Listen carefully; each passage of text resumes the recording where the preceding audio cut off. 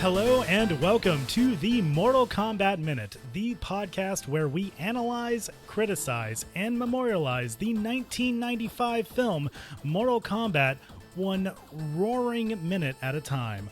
I'm Phil Casper from philcasper.net. I'm Spanish from GameFixShow.com. And we are on minute number 41. This minute starts with Shang Tsung pointing at Liu Kang and ends with Liu Kang fighting with a staff against his opponent in the first official fight of the tournament. That's right. Let's go real quick back to the minute number 40. We had Shang Tsung kind of introducing everybody to the very first battle, but the line was, "From this moment on, my island will be your battleground." So that's where we left off. Now, and then we continue. Because from that line, Shang Tsung does another pregnant pause. Yes, and then he's looking around like, "I own you right now." Yeah, and then almost, he spies Liu Kang from across the way, and like he almost has like a look of disgust on his face. Yeah, and he points at Liu Kang with like two fingers. Yeah. And he says, "Liu Kang, you will be first. Let Mortal Kombat begin." I love the reaction Liu Kang gives when he finds out that he's being pointed at by Shang Tsung. It's almost like, me? And addressed. I don't think it's a panic thing. I think it's more of a almost an animal instinctual type of like hair raising, if you're in a high tense environment, you kind of feel like a little bit of like bolt of electricity through you, like your senses are firing on all nerves. He's ready to go. Okay, let's do this. Okay, yeah, because his brother's killer is directly addressing him. This is a very emotional moment, I think, for Liu Kang, and Robin Shou is definitely conveying that during those like couple of seconds, because you can see him like his breathing like even gets more intense. There's definitely a personal feeling. Yeah, and you can see the burning in his eyes too. I really like that shot. Okay, well, so then Liu Kang and as it's put in the IMDb, that's what I'm going off. He's credited as a fighting monk, and the name of the actual actor is Hakeem Alston. Yes. Hakeem the Machine Alston. Yes. Oh yeah, of course. He didn't have a crazy career, but he did a lot of fighting acting moments in his career. So obviously, because he's good. They say he's a kickboxing champion, 4th degree black belt in Taekwondo. So he knows his stuff. Oh yeah, and for a time he was on the USA karate team from 1984 to 1990, and I mentioned that he's the Machine. He was known as the Machine on the syndicated TV show WMAC Masters. Oh, okay. And a little bit of additional trivia on that. Do you know who else was on that show? I don't. Ho Sung Pak. I hope I'm saying his name correctly. Oh, thank God, I know that. Who the hell is that? So on the same show, he was known as the Superstar. That was his nickname, and Ho Sung Pak was the martial artist that portrayed Liu Kang in Mortal Kombat 1 and Mortal Kombat 2. Ah. And he also played the original Shang Tsung in Mortal Kombat 1, the video game. Oh, okay. So cool. he was the character animation for those fighters in the game. I like it. Cool. So I'm tying it back into. Yeah, no, I like it. You know me. You tied into the video game. I'm in. I am in. But now we get back to our fighters kind of squaring each other off. Mm-hmm. I guess I'll refer to him as either Hakeem or the fighting monk. They're kind of squaring each other off, and Hakeem approaches and throws his staff and like into the ground, like to just stick it in the ground. Yeah, stick it in the ground and make it just stand up by itself. And I had to listen. Sand. They're in a sand pit, pretty much. Yes, they almost are. like a sumo wrestling type arena, if you will. Yes, and I was listening really hard to see like what I could catch in the background because you can hear like some jeering from the crowd. Yeah, come on, yeah, go. Oh, yeah. It's something. Some things I heard was like, "All right, let's go. Let's see some action." And then as Liu Kang is approaching and like does like a twirl with his staff to also like stick it into the ground. Yeah. One guy's like, you can see him in the background. He's saying like, "Come on." The other guys agreeing, "Yeah." And then there's just a bunch of rabble. And what I think I could kick out, I could get out of it was one guy saying, "Kick this guy's ass." Oh yeah. Okay. All right, and cool. then another one was like, "Let's get a move on," because it was a little slow going up, leading up to this fight. It's so funny because even if you watch it even without like sound, and you're just watching them react in the background, it really looks like they're forcing a cheering thing. Yes. They're not very good actors. These are extras, and it really shows. But what are you gonna do? You're gonna get you know some huge actor to be in the background of a movie that you're not a star in? No, but like, so I get it, but at the same time, it's so funny because I don't know. Like, you see the one guy with the long blonde hair. Yeah. Talking about, and then there's another guy next to him, and they're both kind of like, yeah, let's go, whoa, but like it just looks fake. I don't know. Yeah, it's a little forced, but I mean, Yeah. like with Liu Kang in the foreground, your focus is more on him and not whatever's in the background. That's fair. And one thing I want to nit. I have a nit to pick on this. Please. Ooh, I like There's actually a shot, a certain camera shot that's consistent all throughout this minute and throughout, I think probably through the scene of the camera that is honed in on Hakim. Okay. If you look at the right of the frame, you'll see like this little black flake, almost like it looks like it's a rip or something in the film, but actually I'm of the theory that it's just a little like piece of sawdust or a flake of something that got blown up into the camera while they were shooting, because if you look close enough, it moves a little bit. And it's specific only to this one camera. It's not actually the film at all. It's the camera itself, because as when we start going into the fighting sequence soon, you'll see that this flake keeps reappearing on the right hand side throughout the minute. Okay, now I'm seeing it. Oh yeah, that's weird. And now that I've seen it, I can never unsee it. So you can never unsee it either. Oh, you jerk. That's just mean. Yeah, that's weird. Okay. Yeah, it could be a hair. It could be a piece of dust in the film. Anything like that. It's kind of hard to clean anything up like that.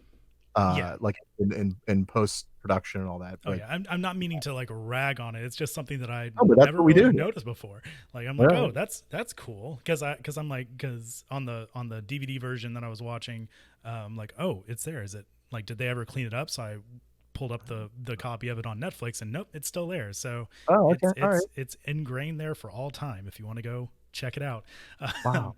But Yeah, that's weird. but back to about midway almost in this minute now.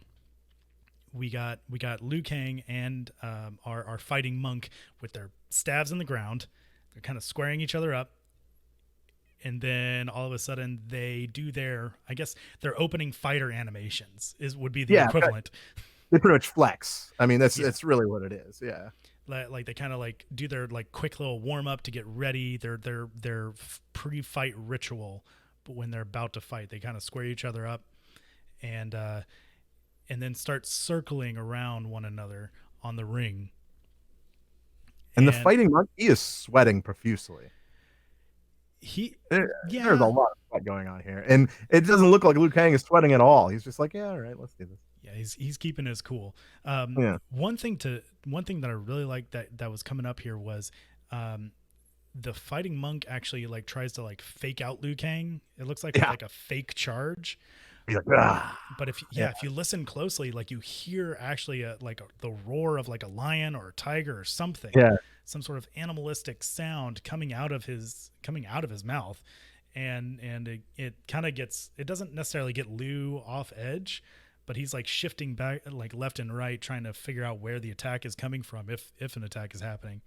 Yeah. And then we have a cut back to our fighting monk, and he has this big smile on his face, revealing like sharp, pointy teeth, Yeah. like he has some fangs on him.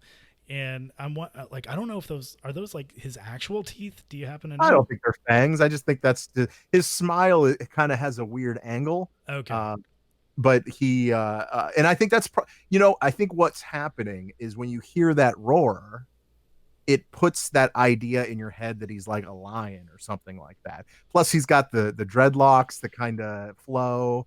I think because like when I was a kid, I obviously watched this movie, and I always thought that maybe he wasn't human. Yeah, I got that same And it's idea as because well. of that sound, that Yes. sound. I'm not Yeah. gonna do it. No, it's okay.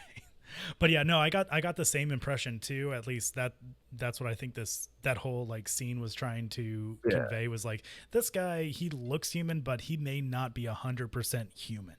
I think I really think they picked the right person for the first fight to go down. Although uh, I say that, but I also disagree with that because as a Mortal Kombat purist, I would more or less like him to fight somebody that was in the Mortal Kombat game. Yeah, someone else that was So, on the roster.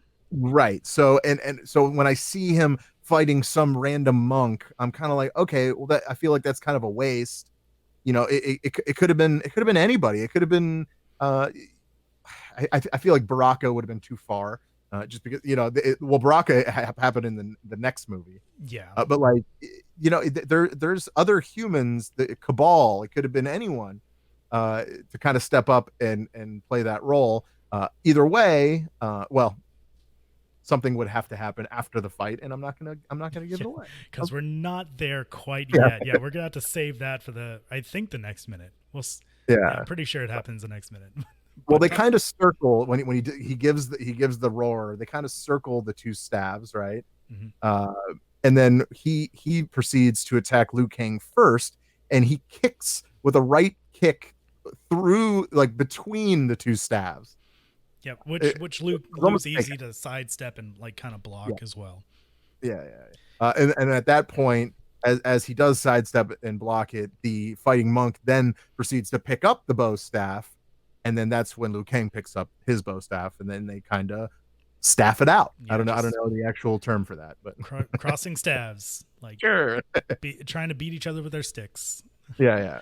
And as like as this duel of staves is going on, for the longest time I always thought like during the staff sequence, shortly after Liu blocks one of these attacks from the fighting monk, both staves kind of go towards the ground, and then some sand gets kicked up, and I thought that was always from Liu's staff hitting the ground. I thought he was like kicking up the dirt, but rewatching this minute and going like almost frame by frame, and like thinking of like, okay, camera angles and angles of the staff and which way the dirt's flying, I think it's actually the fighting monk staff that actually kicks up the dirt instead. Okay.